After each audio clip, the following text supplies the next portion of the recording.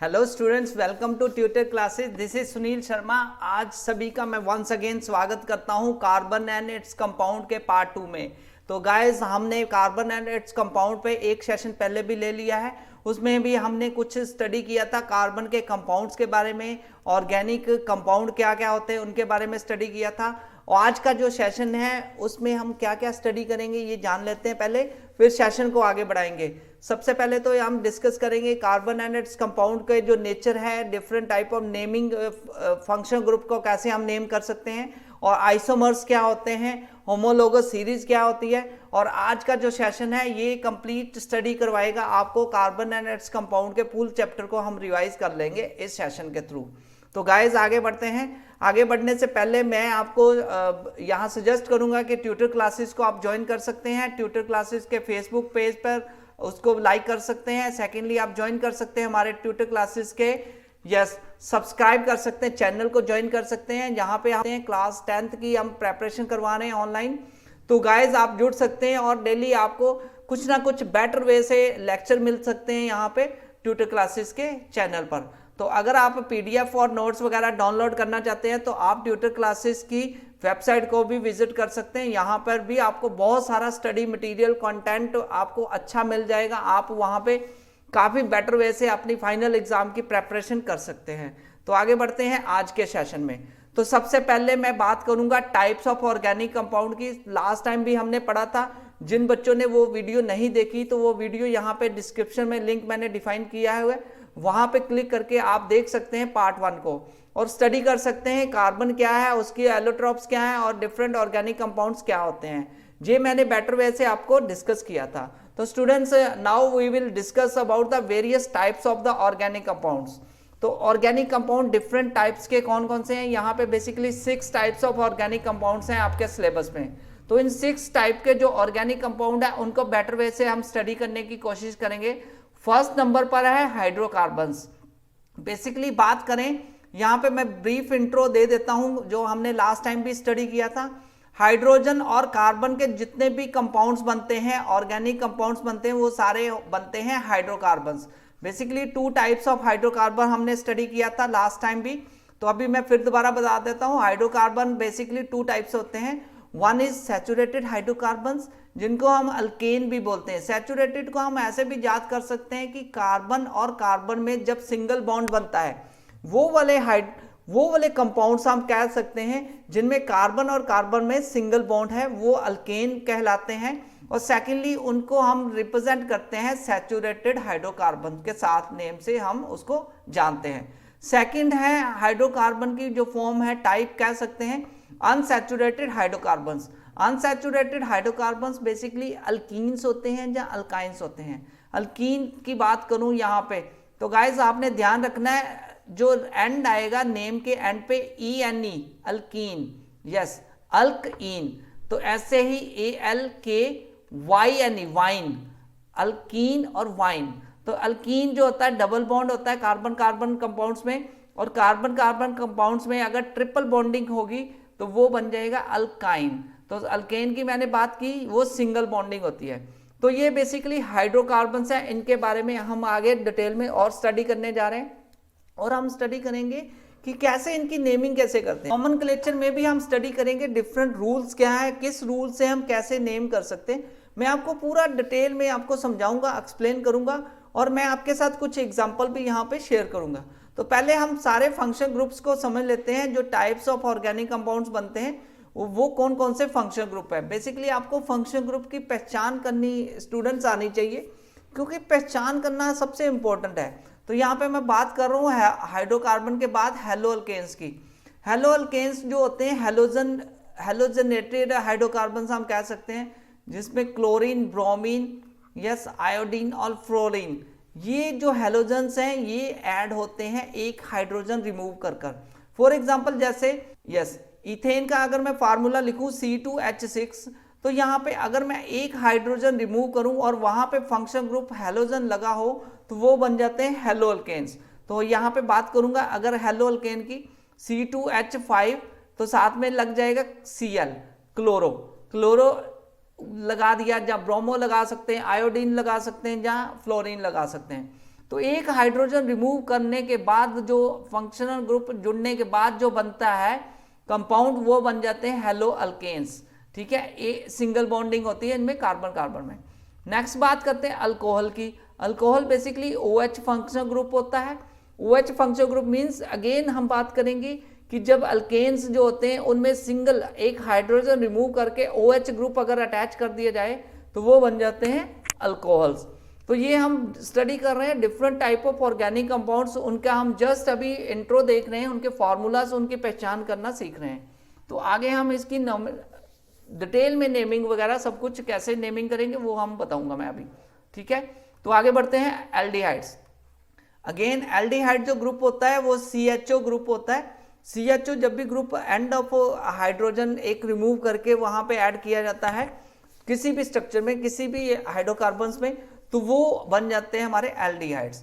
तो ऐसे ही कीटोन की बात करें, कीटोन में CO ग्रुप ऐड किया होता है और लास्ट में जो है कार्बोक्सिल एसिड, तो वो आता है COOH। Yes, acid group attach किया जाता है तो वो बन जाते हैं ऑर्गेनिक एसिड्स।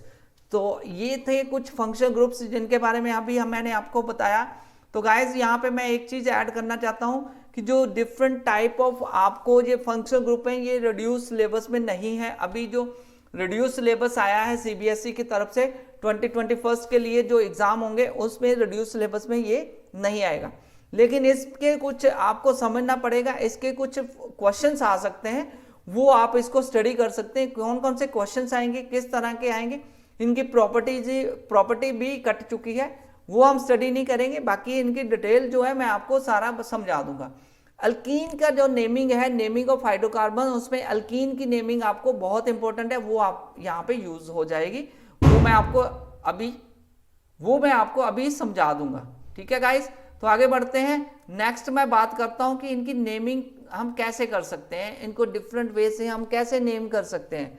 तो स्टूडेंट आगे बढ़ते हैं। अभी मैंने बताया आपको, तो नेमिंग करने के कुछ फार्मूला। पहले नेमिंग की जरूरत क्यों पड़ती है, देखो अभी हम बात कर रहे थे कि हाइड्रोकार्बन, जहाँ कार्बन के जितने भी ऑर्गेनिक कंपाउंड होते हैं बहुत सारे होते हैं स्टूडेंट, तो उनको हमने याद करना हो, रिमेंबर करना हो, उनको स्टडी करना हो, तो it's very difficult to remember all these names of the all the organic compounds of the carbon.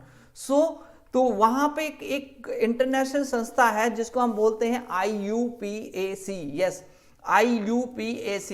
तो उस संस्था ने हमारी जो ये प्रॉब्लम को सॉल्व कर दिया। मैं यहाँ पे लिख देता हूँ IUPAC। तो इस संस्था को हम क्या बोलते हैं, इस संस्था को फुल फॉर्म अगर आपको पूछ भी ली जाए 1 मार्क्स में तो आप बता सकते हैं कि international union of pure and applied chemistry, इसको बोलते हैं IUPAC नेम। ठीक है गाइस, तो ये जो IUPAC क्या है, ये बेसिकली एक सिस्टमेटिक मेथड है, इन्होंने डेवलप किया है एक सिस्टमेटिक मेथड, कैसे हम ऑर्गेनिक कंपाउंड्स के नेम कैसे हम उसके रख सकते हैं, उनको कैसे नेम हम दे सकते हैं। तो बहुत सारे नेमिंग है, तो यहाँ पे इन्होंने कुछ पॉइंट्स बताए हैं, वो मैं पॉइंट्स आपके साथ शेयर कर रहा हूँ। फर्स्ट पॉइंट है कि जब भी 1 कार्बन एटम इंडिकेट करेगा वो मैथ को इंडिकेट करेगा। तो गाइज यहाँ पे 1 कार्बन एटम इंडिकेट्स मैथ, तो 2 कार्बन, पहले आप समझ लीजिए फिर मैं आपको एग्जांपल के साथ बताऊंगा।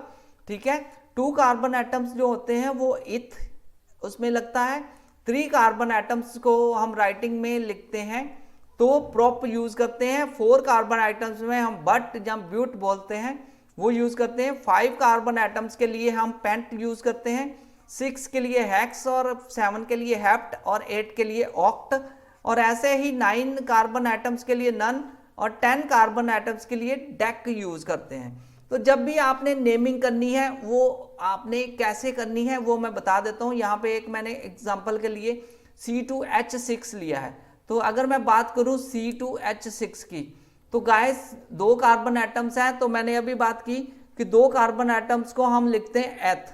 ठीक है, तो इथ लिख दिया ETH, एथ बोल सकते हैं, इथ बोल सकते हैं, जो भी आप प्रोनाउंसिएशन आप कैसे भी कर सकते हैं।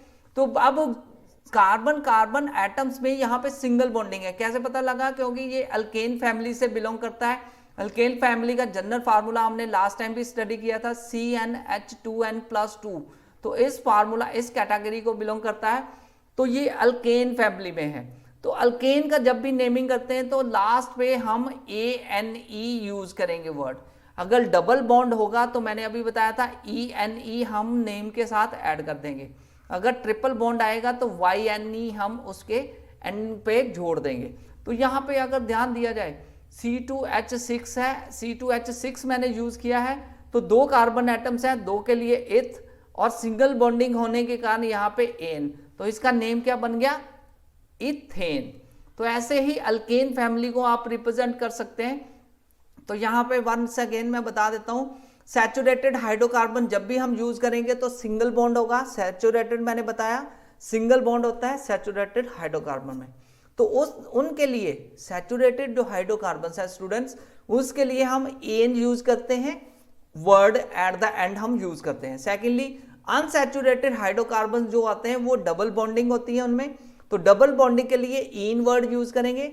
अनसैचुरेटेड हाइड्रोकार्बन ट्रिपल बॉन्डिंग जो होती है उनके लिए वाइन यूज करेंगे। Keeping these points in mind we will now discuss various type of hydrocarbons and how to name these hydrocarbons. Let us study another example. For example अगर मैं 3 carbon atoms की बात करूं तो यहाँ पे बात करूंगा C3, यस C3H8। तो C3H8 अगेन अल्केन फैमिली से बिलोंग करता है, ठीक है, सिंगल कार्बन एटम्स के बॉन्डिंग है। तो सिंगल के लिए हम इसको स्ट्रक्चर वाइज भी लिख सकते हैं, ये तो मैंने लिखा है फॉर्मूला जस्ट, तो आप स्ट्रक्चर फॉर्म में अगर लिखें तो 3 कार्बन एटम्स और उनके साथ हाइड्रोजन जोड़ सकते हैं यहाँ पे। तो गाइज मैं स्ट्रक्चर बना रहा हूँ यहाँ पे, आप बेटर वे से देख सकते हैं। आपको एग्जाम में अगर आ जाए स्ट्रक्चर तो आप स्ट्रक्चर भी यह डिजाइन कर सकते हैं, ड्रॉ कर सकते हैं।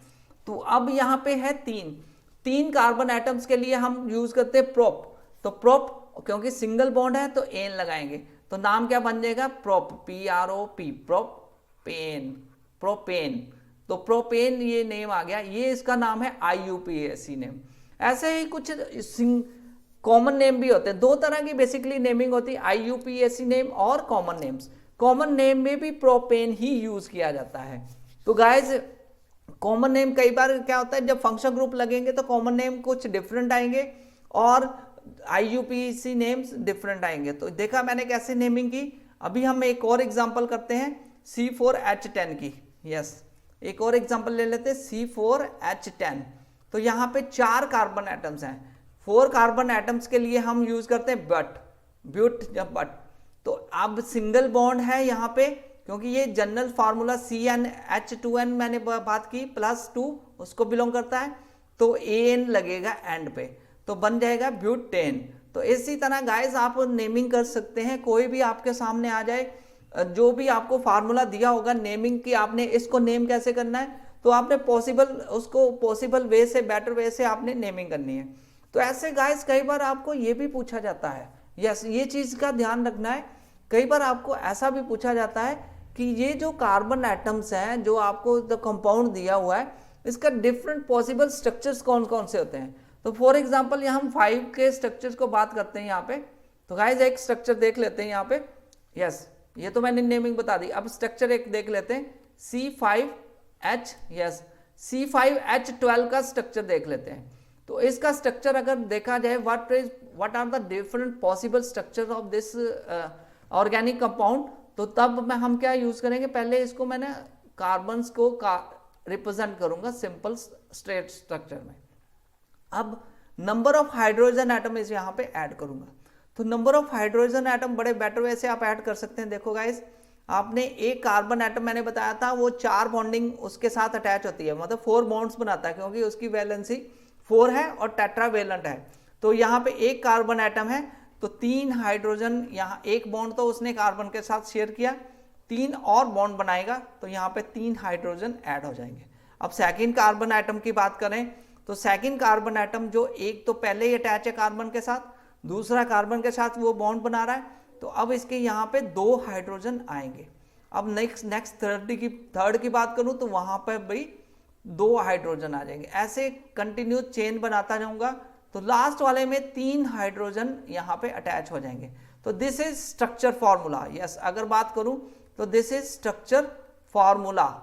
ओके गाइस, तो ये स्ट्रक्चर रिप्रेजेंटेशन आ जाएगी आपको, अगर एग्जाम में आता है कि स्ट्रक्चर रिप्रेजेंट करो, तो आप स्ट्रक्चर फॉर्म में उसको रिप्रेजेंट कर सकते हैं। अब इनकी नेमिंग की बात की जाए तो नेमिंग की बात करें जाएंगे तो मैंने यहाँ पे IUPAC नेम आपको बताया है। IUPAC नेम कैसे करना है, तो यहाँ पे कार्बन एटम्स गिन लेने हैं, तो ये 5 कार्बन एटम्स हैं। तो पेंट, तो अगर अल्केन फैमिली को बिलोंग करता है सिंगल बॉन्ड में सैचुरेटेड में तो एन लग जाएगा, तो नाम बन जाएगा पेंटेन। यस, तो ऐसे यहाँ पे एक चीज और ध्यान रखना है, जब भी IUPAC नॉमेनक्लेचर यूज करना है, ये मैंने स्ट्रेट चेन के लिए यूज किया है। ऐसे ब्रांच चेन के लिए आएगा स्ट्रक्चर, तो आपको कैसे रिप्रेजेंट करना है, तो वहां पे गाइस कुछ पॉइंट्स आपने ध्यान में रखने हैं।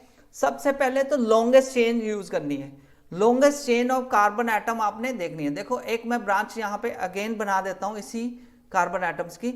अगर ध्यान से देखा जाए तो ब्रांच फॉर्म में कैसे लिखूंगा, C, यस, तो रिप्रेजेंट करता हूँ, दोबारा मैं रिप्रेजेंट कर देता हूँ ताकि बेटर वे से आपको समझ लग सके। C5H12, तो इसको मैं रिप्रेजेंट करता हूँ एक स्ट्रेट चेन में 2, 3, 4 और 5, ठीक है। ऐसे ब्रांच फॉर्म में अगर यहाँ पे रिप्रेजेंट करूँ तो क्या आएगा, यस, ऐसे ब्रांचेस फॉर्म में आ जाएगी। तो ब्रांचेस फॉर्म में आप यहाँ पे दिख आपके सामने है 3 आइटम, 4 का भी बना सकते हैं, 5 का भी बना सकते हैं, कोई भी बना सकते हैं। तो आपने यहाँ पे ब्रांच ऐड कर सकते हैं, कहीं पे भी मैंने एक ब्रांच ऐड कर दी।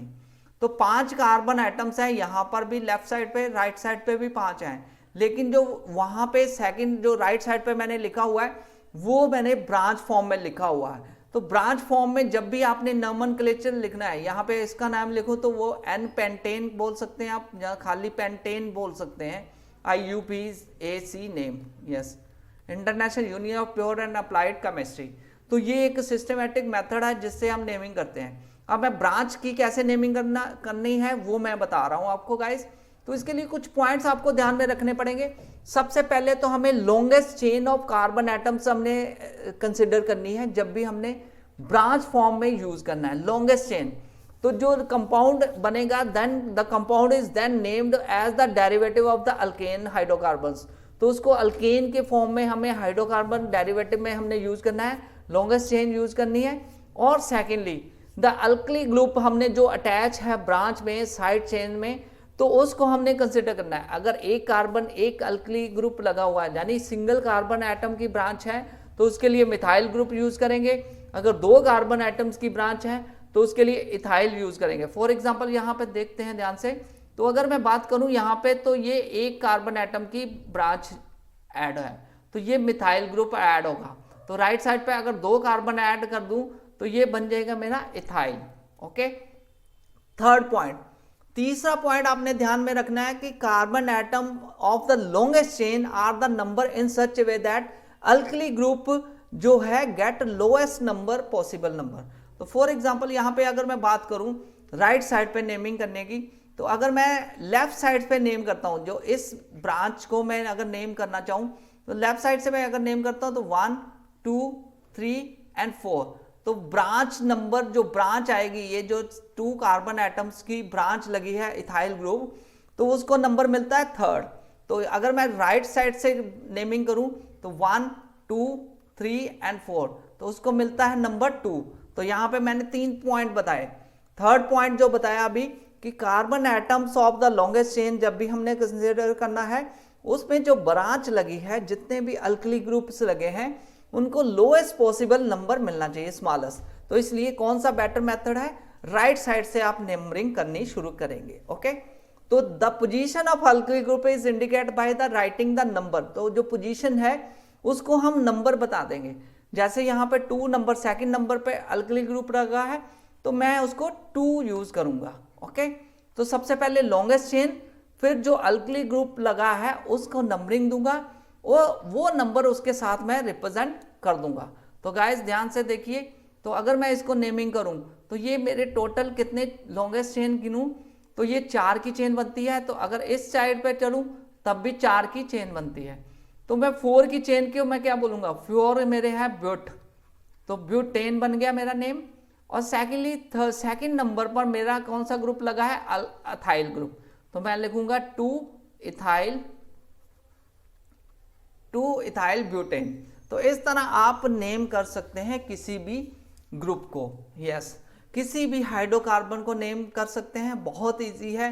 मैं बार बार बता रहा हूँ, एक और एग्जांपल लेके करते हैं ताकि आपको बेटर वे से समझ लग सके। ओके गाइस, एक और एग्जांपल यहाँ पे। तो एग्जांपल को अगर ध्यान से देखा जाए तो मैं यहाँ लगा दिया 1 2 3, यस 3 कार्बन एटम्स को मैं रिप्रेजेंट कर रहा हूँ, साथ में इसके ब्रांच लगा रहा हूँ 1। ओके, तो हाइड्रोजन आप ऐड कर सकते हैं, मैंने बताया ना कितने हाइड्रोजन ऐड करने हैं। एक कार्बन एटम 4 बॉन्ड बनाता है, तो जितनी अगर एक कार्बन के साथ पहले बना हुआ तो उतने हाइड्रोजन आप ऐड कर सकते हैं। यहाँ पे 3 हाइड्रोजन, इसके 3 पहले ही बॉन्ड बन चुके हैं तो 1 हाइड्रोजन, इसका 1 बन चुका है तो यहाँ पे 3 हाइड्रोजन एटम्स, तो इसका 1 लग चुका है तो 3 हाइड्रोजन एटम। अब नेमिंग करनी है लॉन्गेस्ट चेन, तो अगर लेफ्ट से करें राइट से करें तो जो ब्रांच है उसको सिंगल जो लोएस्ट नंबर ही मिल रहा है। तो यहाँ पे मैं बात करूंगा 1 2 3, तो 3 के लिए मैं यूज करता हूँ प्रोपेन, तो यहाँ पे मेरा नेम बन जाएगा प्रोपेन। अब सेकंड नंबर पे ब्रांच लगी है मिथाइल ग्रुप, तो मैं लिखूंगा 2 मिथाइल प्रोपेन।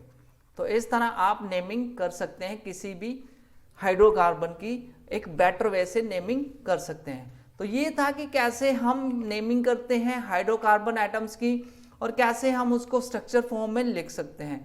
तो करेक्ट नेम यही है कि आपने लॉन्गेस्ट चेन चूज करनी है, सेकेंडली जितनी भी ब्रांचेस हैं उसको आपने लोएस्ट नंबर देना है। तो आई होप कि ये आपको काफी अच्छे बेटर वे से समझ लग रहा होगा, कोई डाउट नहीं रहेगी इसमें, ठीक है। तो अब बात करते हैं naming of unsaturated hydrocarbon. Unsaturated मैंने जैसे बात की कही, अभी मैंने बताया आपको कि डबल बॉन्ड होता है या ट्रिपल बॉन्ड होगा कार्बन कार्बन में, तो उस केस में भी गाइस आपने जो डबल बॉन्ड है या ट्रिपल बॉन्ड है उसको लोएस्ट पॉसिबल मतलब नंबर देना है जब भी आपने नेमिंग करनी है। और सेकेंडली अनसैचुरेटेड हाइड्रोकार्बन जब डबल बॉन्ड के आएंगे तो आपने वर्ड कौन सा लगाना है, अल्कीन, उस केस में आपने बोला था इन वर्ड यूज करना है। और सेकेंडली ट्रिपल बॉन्ड आएंगे तो आपने वाइन यूज करना है। ओके, तो अगर मैं यहाँ पे नेमिंग करूं, फॉर एग्जांपल कोई भी स्ट्रक्चर ले लेते हैं, तो यहाँ पे 3 का मैं ले लेता हूँ सी और डबल बॉन्ड सी, यस। तो लोएस्ट पॉसिबल नंबर देना है आपने, लोएस्ट चेन देनी है डबल बॉन्ड्स को, और सेकेंडली आपने नेमिंग करनी शुरू करनी है। तो इस केस में जो आपके सामने स्ट्रक्चर है, इस केस में हम क्या करेंगे, राइट साइड से नेमिंग करेंगे ताकि जो डबल बॉन्ड है उसको लोएस्ट पॉसिबल नेम मिल सके। तो इस केस में भी आपने 1 उसको लोएस्ट नंबर दिया मैंने, तो वहां से मैं स्टार्ट करूंगा 1 2 3, तो 3 के लिए मेरा प्रोप है तो 1, यस 1 प्रोप इन कर सकते हैं, जहां आप ऐसे भी लिख सकते हैं प्रोप 1 इन।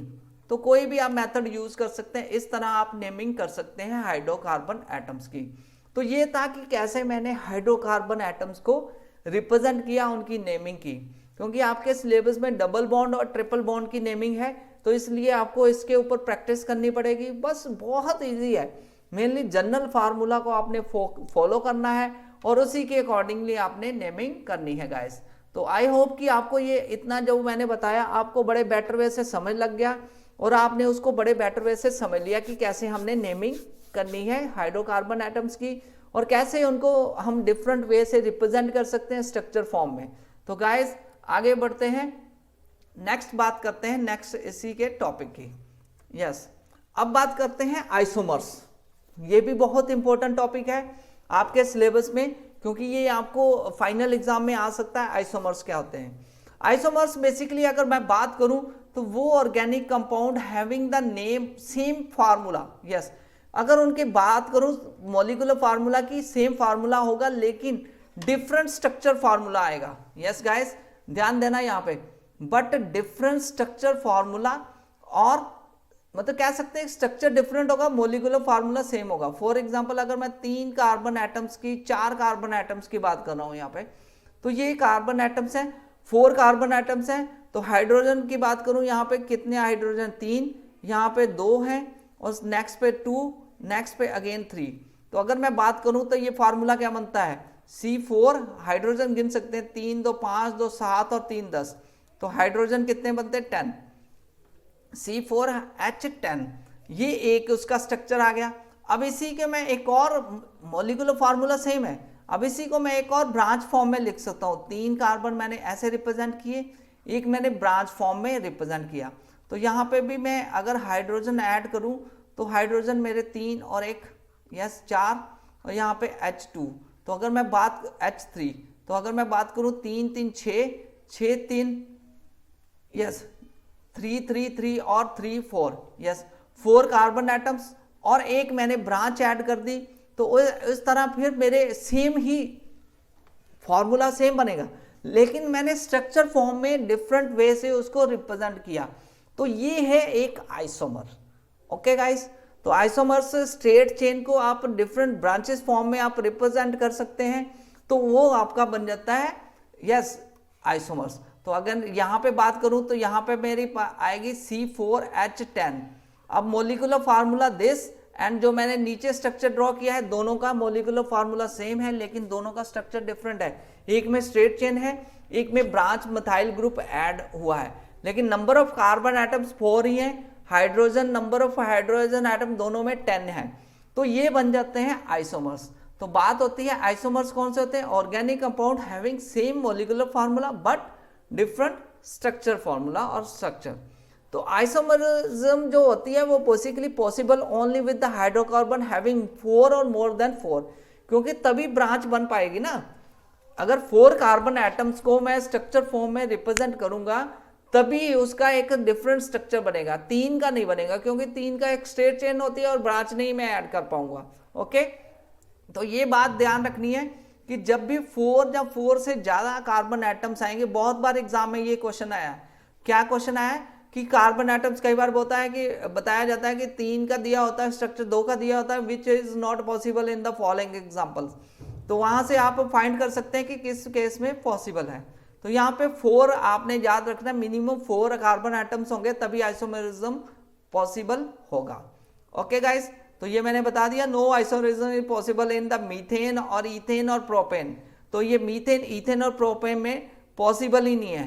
3 जो है मीथेन, इथेन और प्रोपेन, इसमें पॉसिबल ही नहीं है, क्योंकि 1, 2 और 3 कार्बन एटम्स हैं रेस्पेक्टिवली, तो इसलिए इसमें आइसोमेरिज्म पॉसिबल नहीं है। तो आगे बढ़ते हैं। इस तरह के आपको क्वेश्चन आ सकते हैं गाइस कि आप आइसोमेरिज्म कैसे रिप्रेजेंट कर सकते हैं, क्या उनकी एग्जांपल्स हैं। तो आपको ये भी पूछा जा सकता है कि कैसे how many structure isomers are possible for the pentane. कई बार ऐसा भी क्वेश्चन आता है। फॉर एग्जांपल पेंटेन की बात करें कि कितने इसके पॉसिबल आइसोमेरिज्म होंगे 5 वाले के। तो सबसे पहले जब भी ऐसा क्वेश्चन आए तो आपने क्या करना है, सबसे पहले एक स्ट्रेट चेन ड्रॉ कर देनी है। स्ट्रेट चेन मैंने आपके सामने डिजाइन कर दी, तो आप ड्रॉ कर सकते हैं स्ट्रेट चेन। नेक्स्ट फिर आपने एक ब्रांच ऐड कर देनी है। तो बेसिकली इस केस में तीन स्ट्रक्चर ही मैक्सिमम पॉसिबल होंगे। एक तो ये स्ट्रेट चेन। नेक्स्ट अगर मैं बात करूं यहाँ पे, तो गाइस यहाँ पे मैंने ब्रांच एक ऐड कर दी और एक स्ट्रेट चेन, 4 कार्बन एटम्स की मैंने स्ट्रेट चेन लगा दी और एक मैंने ब्रांच ऐड कर दी। और क्या कर सकते हैं पॉसिबिलिटी कि हम 3 स्ट्रेट चेन बना दें। यस, एक ब्रांच नीचे और एक ब्रांच ऊपर। तो ये और ये नीचे जो 2 स्ट्रक्चर बनाए हैं, तो टोटल मैं 3 तरह के आइसोमर्स ड्रॉ कर सकता हूं यूजिंग पेंटेन 5 कार्बन एटम्स की। तो ये क्वेश्चन बहुत बार एग्जाम में पूछा गया है, तो उसको आप रिप्रेजेंट कर सकते हैं कि कितने आप यहाँ पे पॉसिबल हैं। ओके गाइस, तो आगे बात करते हैं। ये था कि आइसोमेरिज्म क्या होता है और आइसोमेरिज्म पे किस तरह के क्वेश्चंस आपको पूछे जाते हैं। मैं आपके लिए ना एक स्पेशल सेशन भी डिजाइन करूंगा जिसमें हम मोस्ट पॉपुलर क्वेश्चंस करेंगे, क्योंकि हम 1 मार्क्स क्वेश्चन की सीरीज भी यहाँ पे कर रहे हैं। तो जिन बच्चों ने अभी तक ट्यूटर क्लासेस को सब्सक्राइब नहीं किया, जल्दी से सब्सक्राइब कीजिए, क्योंकि हम आपके लिए लेके आने वाले हैं बहुत ही बढ़िया बढ़िया क्वेश्चन और बहुत बढ़िया मोस्ट पॉपुलर क्वेश्चंस की सीरीज आने वाले, जो वीडियो सेशंस आने वाले हैं यहाँ पे यूट्यूब पर। तो उसमें आपके साथ मैं बहुत अच्छे अच्छे सेशंस लेके आऊँगा, ताकि आपकी बेटर वे से जो प्रैक्टिस हो सके और आप जो टारगेट है 95% मार्क्स अबव का, वो आपका फाइनल एग्जाम में पूरा हो सके। तो गाइस आगे बात करते हैं होमोलोगस सीरीज की। तो जो नेक्स्ट टॉपिक है वो है हमारा होमोलोगस सीरीज। जैसे आइसोमेरिज्म हमने स्टडी किया, वैसे ही होमोलोगस सीरीज। अब होमोलोगस सीरीज क्या होती है? देखो, लास्ट हमने बात की थी कि उसमें डिफरेंट स्ट्रक्चर होता है लेकिन मॉलिक्यूलर फार्मूला सेम होता है। अब यहाँ पे क्या है, होमोलोगस सीरीज वो ग्रुप ऑफ ऑर्गेनिक कंपाउंड्स है having similar structure and similar chemical property, जिनका सिमिलर स्ट्रक्चर हो, एक जैसा स्ट्रक्चर हो, एक जैसी बॉन्डिंग हो, तो वो होमोलोगस सीरीज बन जाती है। और सेकेंडली जब एक जैसा स्ट्रक्चर है, एक जैसी बॉन्डिंग है, तो गाइस उसकी जो केमिकल प्रॉपर्टी होगी वो भी एक जैसी आएगी। तो ज्यादातर हम बात कर सकते हैं कि 2 सक्सेसिव कंपाउंड्स है ना जो होमोलोगस सीरीज, फॉर एग्जांपल जैसे मेथ है, मीथेन है, मीथेन और इथेन दोनों में फंक्शनल जो कार्बन्स है उसमें CH2, यस CH2 की ही डिफरेंस आएगी। यानी जब भी जो कंटिन्यूस हम बात करें दो ऑर्गेनिक कंपाउंड्स की, सक्सेसिव कंपाउंड्स की, तो उनमें CH2 ही एक डिफरेंस का कारण बने तो वो बन जाती है होमोलोगस सीरीज। तो सेकेंडली एक और देख लेते हैं, all the members of homologous series जो होते हैं ना, उनका एक जनरल फार्मूला होता है, सेम फार्मूले से रिप्रेजेंट किया जाता है। फॉर एग्जांपल यहाँ पे मैं बात करूं अल्केन की, यस अल्केन को रिप्रेजेंट करना हो तो उसको हम यूज करते हैं CnH2n+2। यस गाइस, मैं आपके साथ शेयर कर रहा हूं होमोलोगस सीरीज का जनरल फार्मूला। तो आपको एग्जाम में कई बार ऐसा क्वेश्चन भी आ जाता है कि अल्केन का जनरल फार्मूला क्या है। तो अल्केन जो होमोलोगस सीरीज है उसमें जितने भी एटम्स आएंगे, जितने भी कंपाउंड्स आएंगे, उनको हम इसी फार्मूला से हम ड्राइव कर सकते हैं। फॉर एग्जाम्पल अगर मैं 2 कार्बन एटम्स की बात करूं तो यहाँ n की वैल्यू 2 आएगी, तो मेरा फार्मूला क्या बन जाएगा C2H2n, मतलब 4+2, तो C2H6 बन जाएगा, ये इथेन के लिए। नेक्स्ट अगर मैं प्रोपेन की बात करूं C3, तो H3 बन जाएगा, 3N3 बन जाएगा, और 3 को 2 से मल्टीप्लाई किया 6+2, ये बन जाएगा 8। तो ये मेरी एक तरह की सीरीज है, बनती जाएगी। तो ये सीरीज बन जाती है मेरी होमोलोगस सीरीज, जिसको जनरल फार्मूला से रिप्रेजेंट कर रहा हूं मैं अल्केन की फैमिली को।